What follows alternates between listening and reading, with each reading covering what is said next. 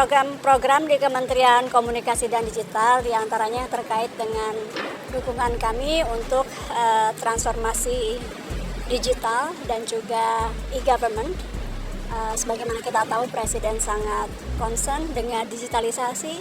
Presiden ingin layanan-layanan publik dilakukan secara transparan melalui digitalisasi. Jadi kurang lebih tadi arahan-arahan untuk hal-hal tersebut dan juga program-program lainnya yang ada di Kementerian Komdiki. Enggak, ini untuk e-gov, untuk pemerintahan digital. Udah itu aja teman-teman. Ya nanti ya, tapi tadi salah satunya memang membahas tentang bagaimana kita melindungi anak-anak kita di ranah digital. Persisnya nanti kita lihat nanti ya, kita lihat seperti apa nanti. Ini jadinya bocoran dulu. Sebetulnya ini masih nanti ya, kita inginnya kita pelajari dulu betul-betul, tapi pada prinsipnya gini, sambil menjembatani aturan yang lebih ajak, pemerintah akan mengeluarkan aturan pemerintah terlebih dahulu gitu, sambil kemudian kajian yang terkait dengan perlindungan anak lebih kuatnya lagi, yang memang tidak bisa di ranah kementerian karena harus melibatkan DPR, itu juga kita akan siapkan. Jadi sambil menjembatani, sekali lagi kita keluarkan aturannya sambil bicara dengan DPR mengenai apa yang aturan undang-undang seperti apa yang kita bisa keluarkan untuk melindungi anak-anak kita.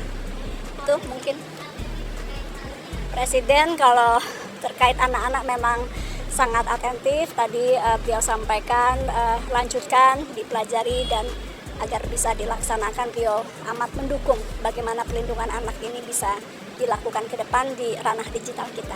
Tadi saya udah cerita ya, jadi gini, dalam satu kementerian perlu banyak perspektif.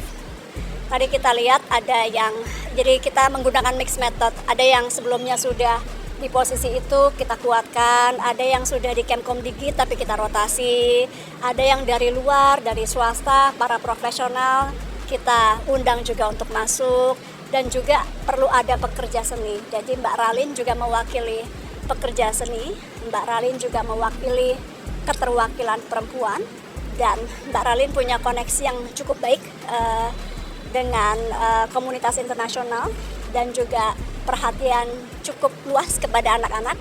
Karena itu kami berikan tugas tadi untuk kemitraan global, internasional, dan juga untuk edukasi mengenai digital.